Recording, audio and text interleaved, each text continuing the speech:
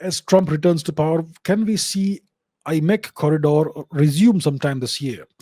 Because Trump has threatened Hamas to return all the hostages, otherwise there'll be hell unleashed. Yes, as we know, he has good ties with Israel, and he was pretty tough on Iran in his last term, and will back Israel till it fulfills its objectives. And also in the IMEC, there are other allies like Jordan, Saudi Arabia, and the UAE.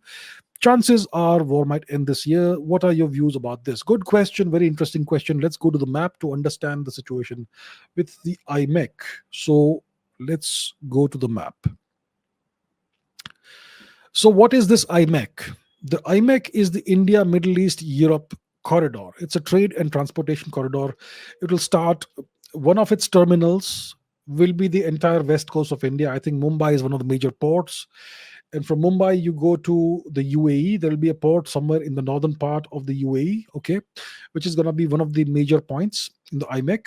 From the UAE, the corridor goes on via land across Saudi Arabia, which means that Saudi Arabia will have to construct railway and road lines, which is very feasible. I mean, there are some engineering challenges in the Saudi Arabian desert, but it's certainly something that can be done.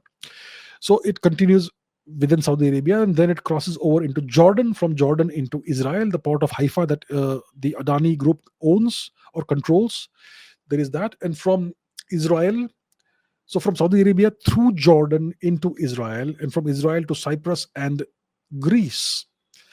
Cyprus may or may not be there, but Greece will definitely be there. The port city of Piraeus. Where is the port of Piraeus? Do we need to... Okay, the port of Piraeus is somewhere here in Greece. Somewhere here. But okay, it doesn't matter. Let's not waste time zooming into the map. But from India into the UAE, from UAE via Saudi Arabia, via Jordan into Israel, and from Israel bypassing Turkey, you go to Greece and probably to Rome, etc. And there could be some points, some transit points in North Africa as well. And what this does is that it gives the US and India an option that is an addition to the option that we have in Suez, the Suez Canal. The Suez Canal is a very important choke point, and it involves another choke point in the Bab al-Mandeb Strait over here, north of Djibouti. And there's been this issue with the Houthis targeting shipping through this region.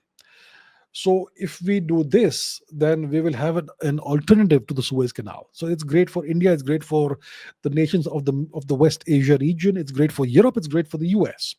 So this plan was announced during the G20 summit in Delhi in 2023. And just after this was announced, the terrorist attack on Israel happened, October 7th. The Hamas terrorist attack, and that completely scuttled the project. The Saudis wanted this project to start operations within a week or two after it was signed, but it's now been more than a year. So that's what IMEC is, and that's why it's important. Now, what happens? Now the question is, will Trump make it happen? Look, Hamas has been thoroughly blasted and battered, and their leadership has been wiped out to a large extent.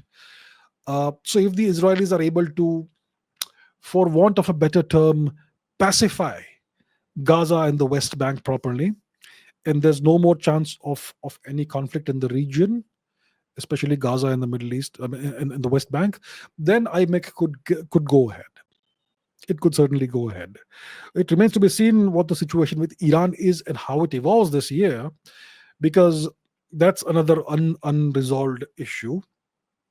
The Iran-Israel hostility and the back and forth missile and other attacks that happened last year. So if the situation remains peaceful, IMEC could certainly go ahead this year. And it would be good for the economy of India, for the economies of Europe, and of course, the nations in the West Asia region, the UAE, Saudi Arabia, Jordan, and Israel as well. So it would be great if this project goes ahead this year. It depends on whether the Israelis are able to properly ensure peace in their region, and whether there is any hostility that continues between Israel and Iran. And if the US gets involved, then it's going to destabilize the region all over again. So it depends on all these factors.